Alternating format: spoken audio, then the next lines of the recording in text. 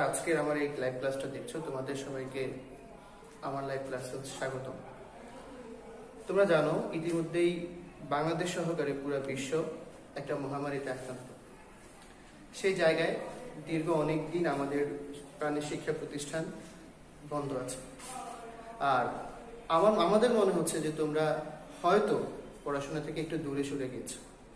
তো সেই জায়গা থেকে আমাদের স্কুল এবং স্কুল ম্যানেজিং কমিটি, আমাদের প্রধান শিক্ষকের মহৎ উদ্যোগের ফলে আজকে আমরা আমাদের অনলাইন ক্লাস অর্থাৎ লাইভ সেশন শুরু করতে যাচ্ছি। তোমরা সবাই, আশা করি তোমরা সবাই আমার এই লাইভ ক্লাসটাতে শেষ পর্যন্ত অবস্থান করবে। আজকে আমাদের এই ক্লাসটাতে আমরা যে বিষয় নিয়ে আলোচনা করব সেটা হচ্ছে নবম এবং দশম শ্রেণীর রসায়ন। আমি একটু উপরে টপিকটা লিখছি। আমার আলোচনা করব হচ্ছে পঞ্চম অধ্যায় নিয়ে।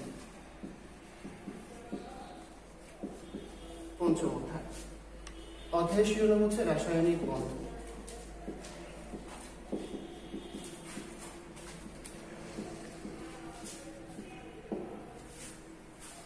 রাসায়নিক বন্ধনের প্রথমে যে বিষয়টা নিয়ে আমরা আলোচনা করব বা যে টপিকটা নিয়ে আমরা আলোচনা করব সেটা হচ্ছে যোজ্যতা ইলেকট্রন। তার মানে হচ্ছে যোজ্যতা ইলেকট্রন বলতে আমরা যেটা বুঝি সেটা হচ্ছে যোজ্যতা ইলেকট্রন মানে কোনো একটা পরমাণুর ইলেকট্রন বিন্যাসের সর্বশেষ কক্ষপথে যতগুলো ইলেকট্রন থাকবে সেই সংখ্যাটাই হচ্ছে উক্ত পরমাণুর যোজ্যতা বা মূলের যোজ্যতা ইলেকট্রন।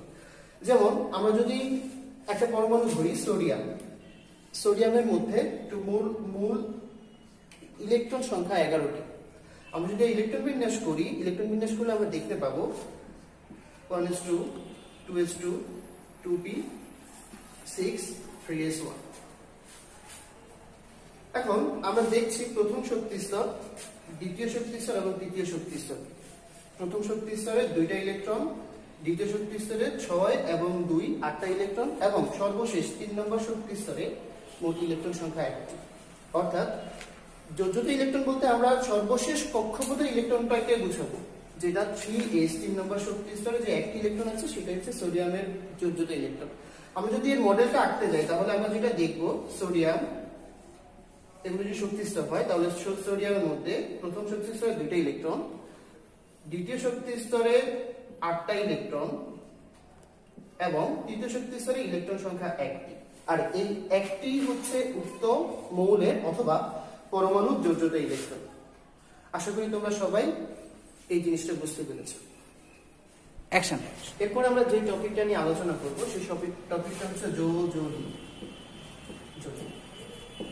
আমি প্রথমেই বলে রাখি, যোজ্যতা ইলেকট্রন এবং যোজনী কিন্তু এক জিনিস নয়।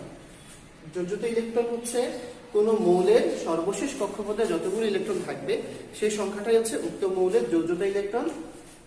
আর যোজনী হচ্ছে কোনো একটা পরমাণু তার সর্বশেষ কক্ষপথ থেকে বা তার মধ্যে যতগুলো ইলেকট্রন আছে সেগুলো থেকে যতগুলো ইলেকট্রন শেয়ার করতে পারবে, তার মানে হচ্ছে দান করতে পারবে অথবা গ্রহণ করতে পারবে, সেই সংখ্যাটাই হচ্ছে উক্ত মৌলের যোজনী। আমি যদি ছোট্ট একটা উদাহরণ দিয়ে বিষয়টাকে বোঝাতে চাই, আমি একটা উদাহরণ দিই। যেমন দুজন বন্ধুর মধ্যে যদি কোনো একটা বিষয় কেনার জন্য কথা হয়, যেমন দুজন বন্ধু একটা নির্দিষ্ট জিনিস কেনার জন্য কথা বলছে, জিনিসটা বল হোক বা যে কোনো একটা বিষয়। তো একজনের কাছে আছে হচ্ছে 8 টাকা আর একজনের কাছে আছে 2 টাকা। এক বন্ধুর কাছে আছে 8 টাকা এবং দ্বিতীয় বন্ধুর কাছে আছে 2 টাকা। এখন তারা কি করবে?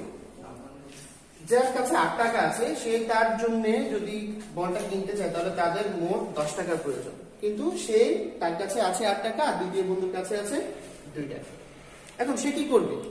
সে তার দ্বিতীয় বন্ধুর কাছ থেকে যদি 2 টাকা ধার নেয় তাহলে সে এই 10 টাকা পাবে এবং সে জিনিসটা কিনতে পারবে। কিন্তু কথা হচ্ছে যে সে যে 2 টাকা দিবে তার লাভটা কোথায়? সে যে 2 টাকা ধার দিচ্ছে প্রথম বন্ধুকে, তার লাভটা কোথায়? এখানে লাভটা হচ্ছে দুইজন যদি জিনিসটা কিনতে পারে 10 টাকা দিয়ে, তখন তারা উভয় জিনিসটা ব্যবহার করবে অথবা উভয় ওই বলটা দিয়ে খেলবে। তার মানে যোজনী হচ্ছে কোন এক রাসায়নিক বিক্রিয়াকালে পরমাণু একজন আরেকজনের কাছ থেকে ইলেকট্রন ধার করবে, ইলেকট্রন দিবে এবং নিবে, যার ফলে তারা তাদের মধ্যে পরস্পরের কাছাকাছি আসবে, একটা নির্দিষ্ট শক্তিশালী বন্ধন সৃষ্টি হবে। এটাই হচ্ছে যোজনীর কাজ।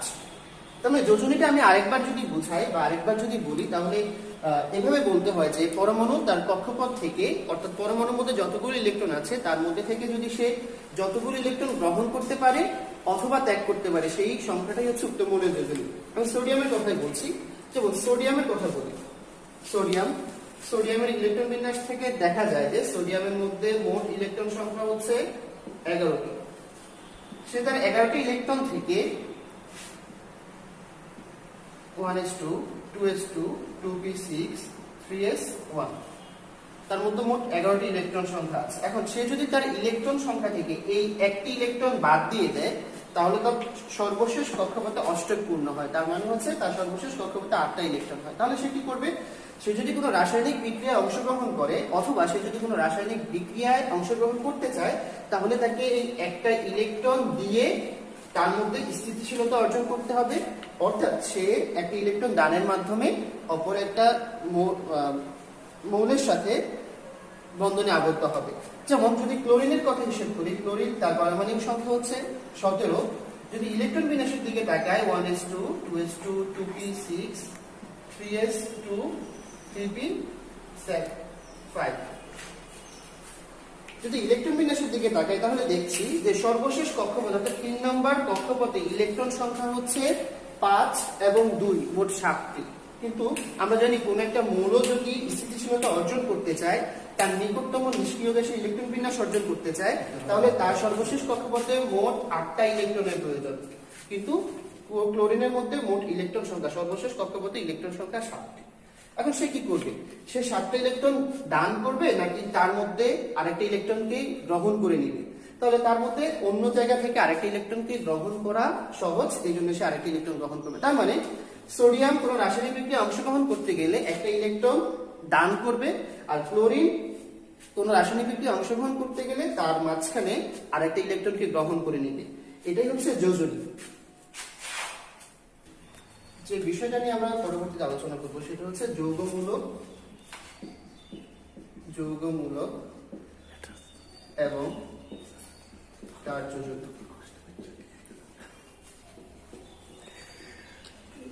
আমরা জানি যৌগমূলকের যে জারণ সংখ্যাই হচ্ছে যৌগমূলকের যোজনী। যেমন আমরা যদি সালফেট SO4 2- এই যৌগমূলকটার দিকে যদি লক্ষ্য করি, এটা সালফেট আয়ন, এই আয়নের মধ্যে জারণ মান হচ্ছে -2।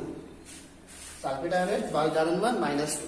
তার মানে এই -2ই হচ্ছে -2 না, 2ই হচ্ছে তার যোজনী। অর্থাৎ কোন যৌগমূলকের মধ্যে তার জারণ মান যত হবে সেই মানটাই হচ্ছে উক্ত যৌগমূলকের যোজনী। যেমন আমি যদি আরেকটা বিষয় লক্ষ্য করি সেটা হচ্ছে CO3 কার্বনেটের যোজনী যৌগমূলকের জারণ মান হচ্ছে -1, অর্থাৎ এর যোজনী হচ্ছে 1। আমি যদি বাইকার্বনেটের কথা হিসাব করি HCO3 এর জারণ মান -1, এর যোজনী 1। আমরা যদি অ্যামোনিয়াম আয়নের কথা হিসাব করি NH4+ যদি হিসাব করি, দুঃখিত এখানে কার্বনেট আয়নের জারণ মান হবে -2, জারণ মান -2, তাহলে এর যোজনী হচ্ছে 2। অর্থাৎ আমরা যদি একটু লক্ষ্য করি তাহলে দেখি এখানে কোন যৌগমূলকের যে জারণ মানটা থাকবে এই জারণ মানই হচ্ছে উক্ত যৌগমূলকের যোজনী। আমি আশা করি তোমরা এই ব্যাপারটা বুঝতে পারছো। এরপরে আমরা যে বিষয়টা নিয়ে আলোচনা করব সেটা হচ্ছে যৌগের রাসায়নিক সংকেত।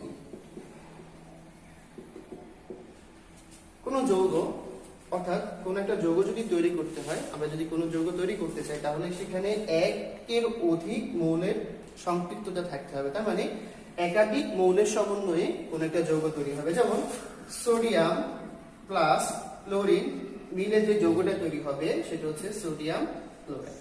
তার মানে সোডিয়াম একটা মৌল, ক্লোরিন একটা মৌল। এই সোডিয়াম ক্লোরাইড যেটা তৈরি হচ্ছে সেটা হচ্ছে একটা যৌগ। এখানে দুইটা মৌলের সমন্বয়ে একটা যৌগ তৈরি হয়েছে। এখন যৌগের রাসায়নিক সংকেত তৈরি করতে গেলে আমাদের যে ব্যাপারটার দিকে একটু লক্ষ্য রাখতে হবে সেটা হচ্ছে আমাদেরকে প্রথমেই করতে হবে যে কোনো মৌলের প্রতীক, অর্থাৎ এখানে এই যৌগের মধ্যে যতগুলো মৌল অংশগ্রহণ করেছে সেই মৌলের প্রতীক আগে লিখতে হবে। এবং যত সংখ্যক পরমাণু এখানে অংশগ্রহণ করেছে সেই পরমাণুর সংখ্যাটা লিখতে হবে। যেমন এখানে সোডিয়াম ক্লোরাইড 1 মোল সোডিয়াম ক্লোরাইড অংশগ্রহণ করেছে এবং 1 মোল ক্লোরিন, বা একটি সোডিয়াম পরমাণু এবং একটি ক্লোরিন পরমাণু এখানে অংশগ্রহণ করেছে। তার মানে একটি এবং একটি মিলে এখানে উৎপাদের মধ্যে, অর্থাৎ যেটা তৈরি হবে সেটার মধ্যে মৌল একটাই থাকবে, কিন্তু এখানে সোডিয়াম এবং ক্লোরিন একসাথে হয়ে গেছে। এখন এই একসাথে হওয়ার পেছনে কারণটা যদি আমি বলতে চাই, তাহলে এটা হচ্ছে যে এখানে সোডিয়াম যখন বিক্রিয়া অংশগ্রহণ করেছে তখন সোডিয়ামের কাছ থেকে একটা ইলেকট্রন ক্লোরিন নিয়ে গেছে এবং ক্লোরিন সেই ইলেকট্রনটা নেওয়ার ফলে তাদের মধ্যে একটা স্থায়ী এবং শক্তিশালী বন্ধনের সৃষ্টি হয়েছে। এটি হচ্ছে রাসায়নিক বন্ধন। তার মানে যৌগের রাসায়নিক সংকেত করতে গেলে আমাদেরকে প্রথমেই খেয়াল করতে হবে যৌগটার দিকে, এখানে কি তৈরি হয়েছে, এবং যৌগের মধ্যে যতগুলো মৌল অংশগ্রহণ করেছে সেই মৌলের প্রতীকগুলো আমাদেরকে আগে লিখতে হবে, সোডিয়াম এবং ক্লোরিন লিখতে হবে। এরপরে আমরা যে বিষয়টা লক্ষ্য করব, এখানে হচ্ছে কতটি পরমাণু এই বিক্রিয়া অংশগ্রহণ করেছে সেটা লিখতে হবে। যদি একটি করে তাহলে একটি লেখার দরকার নাই, যদি দুইটি করে তাহলে দুই লেখার দরকার আছে। যেমন এখানে C2 প্লাস ও, আমরা যদি কার্বন ডাইঅক্সাইডের দিকে তাকাই, যেমন CO2 কার্বন ডাইঅক্সাইড, কার্বন ডাইঅক্সাইডের দিকে তাকালে আমরা দেখি এখানে কার্বন একটি পরমাণু এবং অক্সিজেন দুইটি পরমাণু। কার্বন ডাইঅক্সাইডের মধ্যে কার্বন একটি এবং অক্সিজেন দুইটি অংশগ্রহণ করেছে। তো এইটা হচ্ছে কার্বন ডাইঅক্সাইডের যৌগের রাসায়নিক সংকেত। এখন আমরা তার পরবর্তীতে যে নিয়মটার দিকে ফলো করতে হবে, সেখানে এটা হচ্ছে যে কতটি কার্বন ডাইঅক্সাইড, এখানে কতটি কার্বন ডাইঅক্সাইডের মধ্যে কার্বন এবং অক্সিজেনের যোজনী কত। আমরা যদি একটু লক্ষ্য করি, কার্বনের যোজনী হচ্ছে 4 এবং অক্সিজেনের যোজনী হচ্ছে 2। তার মানে আমরা লিখতে হবে কার্বনের যোজনী অক্সিজেনের কাছে এবং অক্সিজেনের যোজনী কার্বনের কাছে। তাহলে লিখতে গেলে এরকম লিখতে হয় C2O4, এরকম লিখতে হয়। কিন্তু না, এখানে আরেকটা নিয়ম আছে। নিয়মটা হচ্ছে আমরা আগে এটাকে ভাগ করতে হবে। যেমন একই সংখ্যা দ্বারা ভাগ যায় এরকম সংখ্যা দিয়ে ভাগ করতে হবে। 4 কে 2 দিয়ে ভাগ করলে 2 2 কে 2 দিয়ে ভাগ করলে 1। তার মানে হচ্ছে এখানে আমরা অক্সিজেনের পাই 1, কার্বন পাই 2। তার মানে আমরা অক্সিজেন লিখবো হচ্ছে কার্বনের জায়গায় 1 আর কার্বন লিখবো অক্সিজেনের জায়গায় 2। তার মানে আমরা এটা পাচ্ছি C1O2। যেহেতু C1 লিখতে হয় না, এই জন্য এটাকে আমরা লিখবো CO2। এটাই হচ্ছে যৌগের রাসায়নিক সংকেত লেখার নিয়ম। অ্যাকশন। এরপর আমরা যে বিষয়টা নিয়ে আলোচনা করবো, আণবিক সংকেত। আণবিক সংকেত এবং গাঠনিক সংকেত। কোন একটা যৌগকে যে সংকেতের সাহায্যে প্রকাশ করা হয় সেই সংকেতটা হচ্ছে উক্ত যৌগের আণবিক সংকেত। খেয়াল করো, কোন একটা যৌগকে, যেমন যৌগ CH4, এটার নাম হচ্ছে মিথেন। মিথেনকে আমরা CH4 দিয়ে প্রকাশ করি। তার মানে কোন একটা যৌগকে যেই সংকেত দ্বারা প্রকাশ করা হয় CH4, এটাই হচ্ছে উক্ত যৌগের আণবিক সংকেত।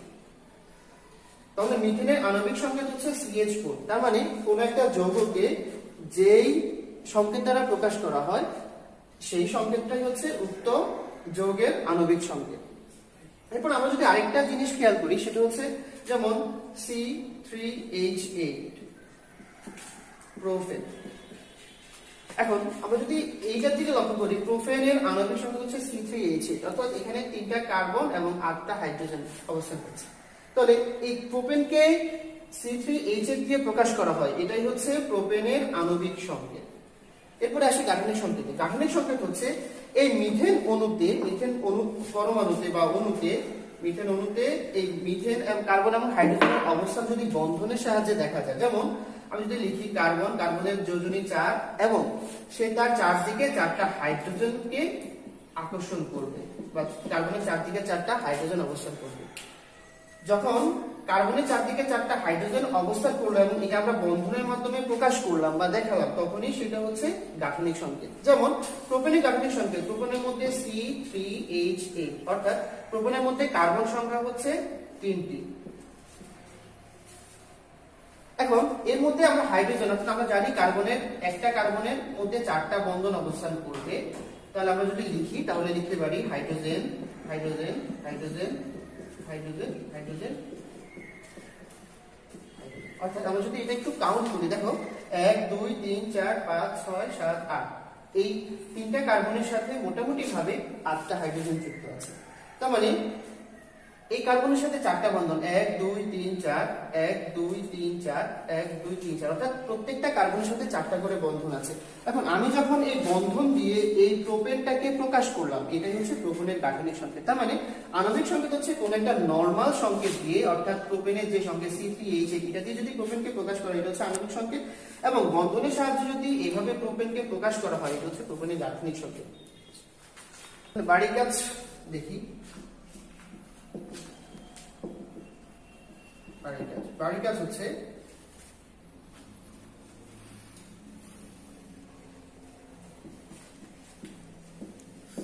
সোডিয়ামের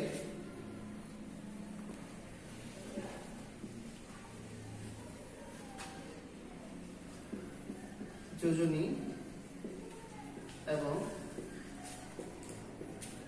যোজ্যতা ইলেকট্রন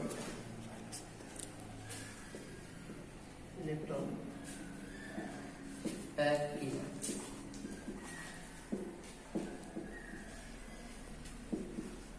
ম্যাগনেসিয়াম এর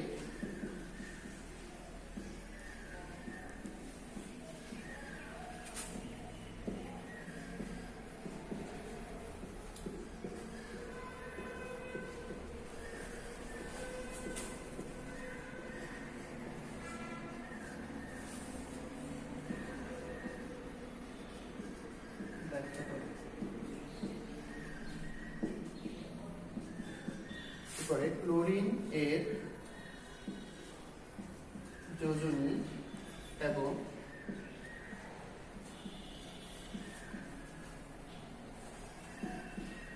যোজ্যতা ইলেকট্রন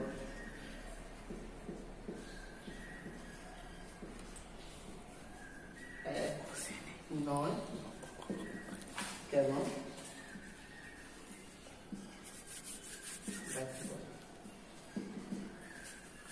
আমরা আশা করব তোমরা এই তিনটা প্রশ্নের উত্তর করে তোমরা আমাদের কমেন্ট বক্সে অ্যাড করে দিবা, তাহলে আমরা এগুলো দেখতে পারবো। আর আজকের এই লাইভ ক্লাসটা যারা এই ক্যামেরার পেছনে যারা অবস্থান করছে, তারা আসলে আমাদেরই স্কুলের এক্স স্টুডেন্ট, অর্থাৎ আমাদের স্কুলের সাবেক স্টুডেন্ট মিরাজ মাহমুদ আকাশ এবং কালিম হোসেন পাবেন। তো তোমাদেরকেও ধন্যবাদ আমাদেরকে এরকম ভাবে সাহায্য করার জন্য, আমাদের শিক্ষার্থীদেরকে উপকৃত করার জন্য এবং আমাদের নিজেদেরকে আমাদের দায়িত্ব যথাযথভাবে পালন করার জন্য সুযোগ করে দেওয়ার জন্য তোমাদেরকে আন্তরিকভাবে ধন্যবাদ জানিয়ে, এবং সবাইকে অনুরোধ করব সবাই ভালো থাকবেন, সুস্থ থাকবেন, সুন্দর থাকবেন এবং মোস্ট ইম্পর্টেন্টলি নিরাপদে থাকবেন। Stay home, stay safe. ধন্যবাদ।